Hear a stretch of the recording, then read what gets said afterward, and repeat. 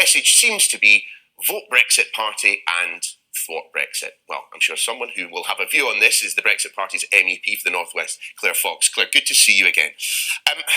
There is a degree of truth in that narrative, isn't there? I mean, it's certainly what happened in Brecon. The Brexit Party votes, had they been given to the Conservative candidate, which, in other times that would have been their natural home, would have led to a Conservative MP being returned to Parliament at a time when you've got the most Brexity Conservative leader we've had in a while. Well, it's great to have a Brexity Conservative leader. It's about time, and he's only been in post for a while. So he's talking a good talk, but I've yet to see whether he's going to deliver. And I think that what happened in Brecon, I think this idea that the voters who voted for the Brexit Party are naturally Conservative Party's voters. If the Conservative Party think that, their arrogance is not yet being abated.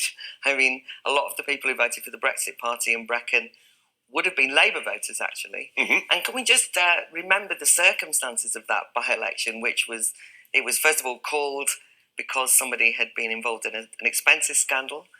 The same Conservative Party decided that candidate should be the best that could be offered to Brecon back. This shows a certain contempt to the voters before you start. So there are a number of marginals which look quite similar to Brecon. The idea that there will be a competition between Conservative and Party of the Left, in which if the Brexit Party takes votes away from the Conservatives, and they're certainly billing themselves as the party to deliver Brexit now. They weren't necessarily, which they have done in the past, of course. But if you take those votes, you're actually making Brexit less likely. No. So we all know that you could sit and have a calculation about what might happen in a general election. It depends when that general election might be called, which we don't yet know. But I think there's something peculiar and actually really offensive about the idea that you have a party that says, OK, Brexit Party, you can stand down now. We've now got a kind of Conservative Party that's talking a good talk on Brexit. If the Brexit Party didn't exist, Theresa May would still be running the Conservative Party, it seems. If you remember the circumstances in which it was born as a party, Brexit was more or less thwarted and over. So you have to say that the role of the Brexit Party continues to be to argue for a clean Brexit, to carry on arguing for democracy, and remember that democratic mandate was about to be thwarted. Brexit voters were being traduced. I'm delighted that Boris Johnson's got a campaign team and a cabinet made up of Brexit supporters. But the idea that anyone treats the Brexit Party as a kind of junior wing of the Tory party that kind of can be dismissed because we've done our job doesn't understand that there's something much more profound happening in British politics today.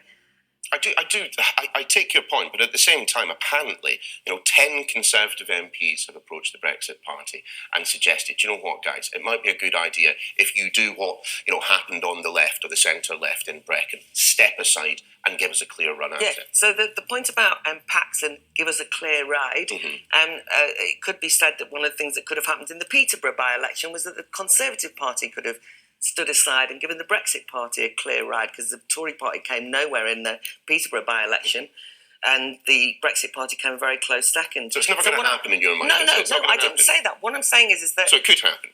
Of course it could. I'm saying it depends when the election's called. But I also think, can we just move away from this idea that any party owns Brexit? That includes the Brexit Party, by the way. I think every single party has... the Tory party certainly can't go around saying, we're the natural home of Brexit. I want them to deliver. The Brexit Party, however, does appeal more often in the North, and you've just been talking about the North. There are a lot of people who are Labour leavers who would think very strong now before voting for the Conservatives. So what I'm saying is that it's more complicated than simply being told to go away, when in fact the Tory party, they've only been talking this talk for 10 days. True. But the Brexit Party has just been around for a little longer than that. Yes.